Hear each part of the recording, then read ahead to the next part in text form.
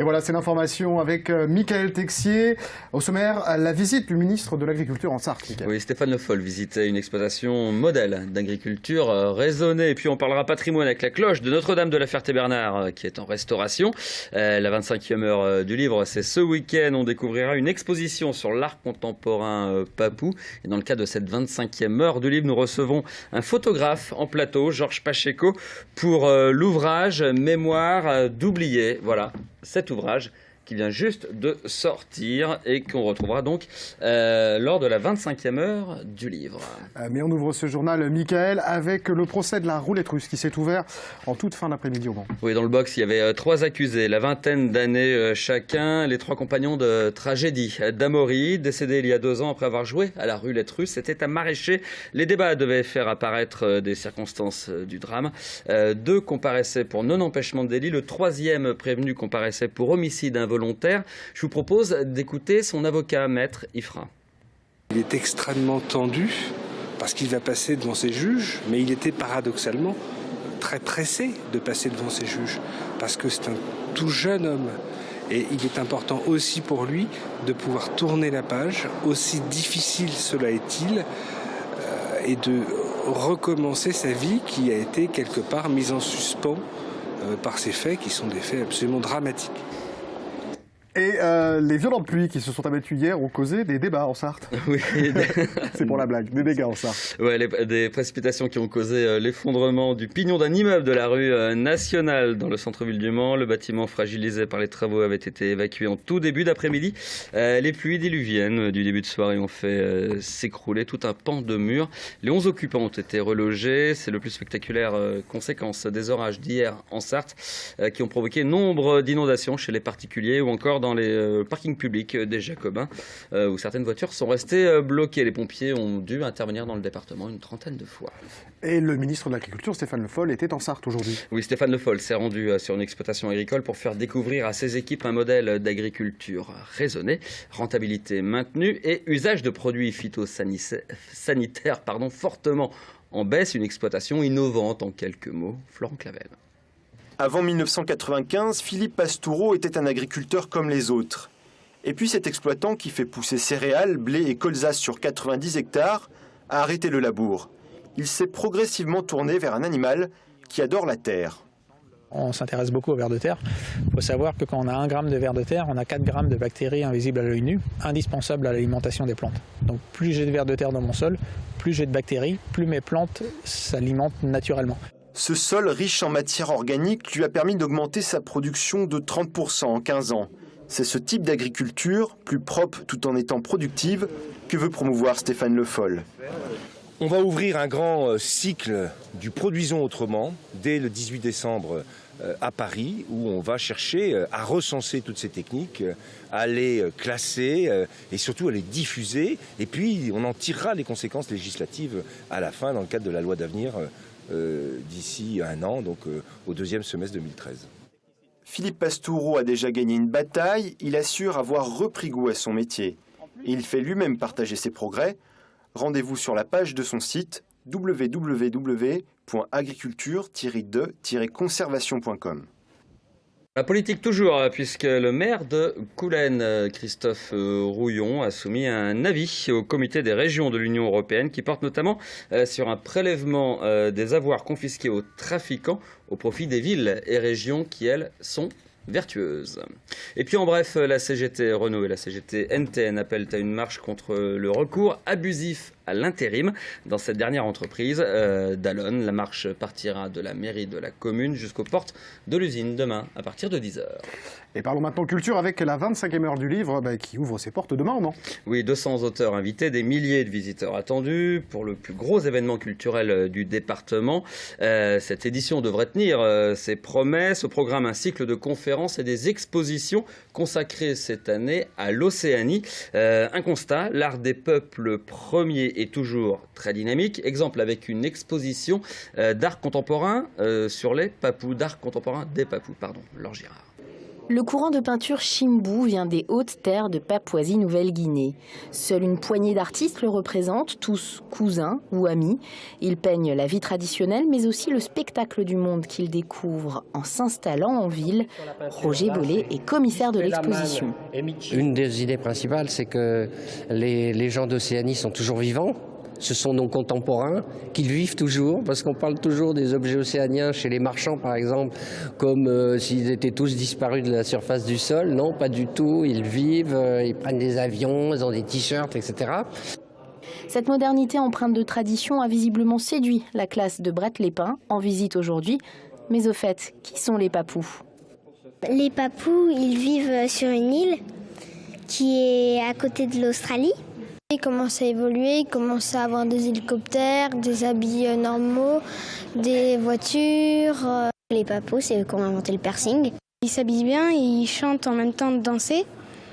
Et puis il y a plusieurs tribus, comme ceux qui habitent en montagne et ceux qui habitent près de la rivière. Créé dans les années 70, le courant Chimbu s'approprie les couleurs acryliques. On assiste à l'émergence d'un véritable art des rues, à découvrir gratuitement jusqu'au 13 janvier 2013, collégial Saint-Pierre-la-Cour. Et on retrouve maintenant notre invité Georges Pacheco. Il sera présent à la 25e du livre avec cet ouvrage, Mémoire d'oublié. Michael, je vous laisse avec Georges. Alors bonjour Georges Pacheco. Bonjour. On avait été filmé à l'imprimerie de Mulsanne, ITF, d'Arnage, pardon, ITF, l'impression de cet ouvrage, Mémoire d'oublié, en présence des résidents du foyer Nelson Mandela. C'est un foyer qui accueille des gens à la vie tortueuse, la vie complètement cassée. Il y avait beaucoup d'émotions à ce moment-là. Vous les avez suivis pendant un moment. Le fait que ce soit des gens aux vies fracassées, est-ce que c'est ça qui vous intéresse de prime abord ? Ce qui m'intéresse d'abord, c'est surtout la condition humaine dans sa diversité. Moi, j'ai eu accès à la photographie par des études de psychologie de l'art, et donc j'ai toujours mis à la fois la photographie et le rapport à l'humain, et en mettant surtout la photographie comme un outil privilégié pour vraiment comprendre cette condition humaine et pouvoir aller vraiment dans certaines profondeurs, sonder cette condition humaine. D'où le portrait qu'on retrouve, c'est votre mode d'expression favori, et dans ce livre, et dans l'ensemble de votre œuvre. Oui, tout mon travail, en partie, est beaucoup axé sur le portrait, sur la notion de portrait aussi. Qu'est-ce que ça veut dire de photographier quelqu'un ? Quel type d'abordage on doit avoir, quelle approche on doit avoir en fonction des thématiques que l'on traite. Et même dans le langage, on s'aperçoit que, par exemple, on dit tirer le portrait, prendre une photographie. Donc il y a une notion aussi de retirer quelque chose à la personne qu'on photographie, alors que moi j'essaie de mettre des conditions pour au contraire donner, apporter quelque chose et lui permettre à cette personne d'avoir les conditions nécessaires pour vraiment essayer d'avoir un accès à ce qui semblerait être son soi le plus profond, ce qui est réellement elle. Pour connaître ce qu'est vraiment la personne, vous les fréquentez longtemps. Vous avez mais vous les avez rencontrés pendant... Ça s'est fait au long cours, quoi, hein, cette rencontre au foyer Nelson Mandela. Combien de temps ça a pris ? Un an presque. Un an de rencontres régulières, c'est ça ? Oui, régulière. Voilà. Alors c'est un travail qui est vraiment nouveau pour moi, puisqu'il partait d'abord d'entretiens réalisés avec eux, où je leur demandais en toute liberté de me dire un petit peu quels étaient leurs parcours, quelles étaient leur vie, leur histoire personnelle. Et donc je voulais à tout prix, avant de commencer le travail photographique, vraiment les connaître et me faire apprivoiser aussi, parce que voilà, ce sont des gens... c'est grâce à ces entretiens que vous avez décidé de la mise en scène de ces photos ? Alors voilà, il y avait deux conditions de ce travail. Je voulais donc, après ces entretiens, faire tout d'abord un travail d'autoportrait, en leur laissant la liberté de se représenter. Donc c'est un portrait négocié où eux-mêmes se mettent en scène dans des lieux qu'ils aiment. Ça pouvait être donc dans le cadre du foyer, des scènes d'intérieur ou bien à l'extérieur. Et ensuite, au cours de l'entretien, donc je leur demandais à la fin, quand ils avaient vraiment donné tous les éléments de leur parcours, de leur vie, je leur posais la question toute simple qui était vous qui êtes des oubliés, puisque le titre du livre c'est Mémoire d'oublié, vous qui êtes des oubliés, quelle est la personne, l'événement ou le moment de votre vie que vous ne pourrez jamais oublier.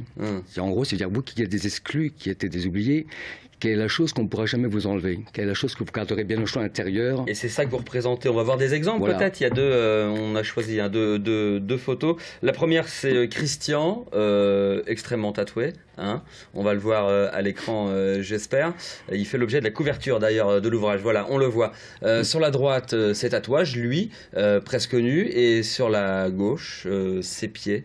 C'est lui qui a choisi les mises en scène ou comment ça s'est passé là? Alors, la première photographie, c'est toujours autoportrait dans le cadre de Christian. Christian est à l'hôpital en service gériatrie à Allonne, donc on n'avait pas trop le choix, il était vraiment dans sa chambre. Et puis, donc après l'entretien qu'on a eu, qui était beaucoup basé sur son expérience de la prison, expérience qui a commencé très très jeune, très très tôt, à 2 ans et demi. Et donc on a commencé à en parler et puis il m'a dit qu'il avait effectivement des tatouages. Et donc cet autoportrait de Christian fait l'objet donc aussi de la couverture du livre parce que cette phrase « Exister, c'est combattre », c'est vraiment le sous-titre de ce travail qui s'appelle « Mémoire d'oublier », mais c'est vraiment une phrase... Une phrase que vous vouliez voir vraiment apparaître sur ce livre, et c'est d'ailleurs le symbole même de ces rencontres et de ce qu'ils vivent eux en fait, c'est ça? Exactement. Pour la deuxième image, qui est donc, toutes les images sont en diptyque, un autoportrait, puis une interprétation par moi de cet élément mémoriel, de la mémoire, de la chose qu'ils ont gardé le plus en mémoire. Et donc j'essaie de trouver une image qui soit à la fois pas trop tragique, parce qu'il y a vraiment des histoires très très fortes, quelque chose qui soit à la fois ou symbolique ou poétique, enfin voilà. J'essaie d'illustrer à partir d'une image, avec un lien de parenté plus ou moins lointain, mais d'avoir quelque chose... Votre interprétation. Voilà, de ce on que pourra les retrouver, ces acteurs du livre, à la 25e heure du livre, au Salon du Livre du Mans, donc avec vous ce week-end. Sur quel stand vous serez, vous le savez ça? Au stand des associations, donc le A68, je crois. D'accord, c'est très précis. Georges Pacheco, merci beaucoup d'être venu sur ce plateau pour donc parler de ce livre Mémoire d'oublier. Merci beaucoup pour votre visite. En effet, il y en a un peu pour tous les goûts, Mickaël. On change de sujet là. Oui, on change, parce qu'en même temps que la 25e heure du livre se tiendra sur le circuit Bugatti, les 24 heures camions. Vous voyez, rien à voir. Rencontre de gros cubes surpuissants pour plusieurs courses, comptant pour le championnat d'Europe et le championnat de France. Double intérêt pour cette dernière compétition. C'est une femme, qui plus est allemande, qui pourrait bien prendre la tête de la course de ce championnat de France. Rendez-vous sur le circuit, donc, tout ce week-end. Et maintenant, direction La Ferté-Bernard pour rencontrer une honorable demoiselle. Oui, elle s'appelle Marie Perrine et elle chante faux à cause d'une fêlure. Elle a 179 ans et pèse 1,4 tonnes. Cette semaine, la cloche de Notre-Dame de La Ferté-Bernard est descendue de son clocher pour être restaurée. Opération plutôt délicate, suivie par Lucille Cantet. Il aura fallu près de 7 heures de travail pour que Marie Perrine, cloche de l'église Notre-Dame, soit descendue et déposée au sol. Cette opération délicate se prépare depuis plusieurs mois suite à une demande de la municipalité de La Ferté-Bernard. L'année dernière, on nous a signalé que la cloche sonnait faux. Donc il ne pouvait y avoir qu'une fente. Donc on a fait venir différents spécialistes, dont l'entreprise Baudet, et on a vu une fêlure dans cette cloche.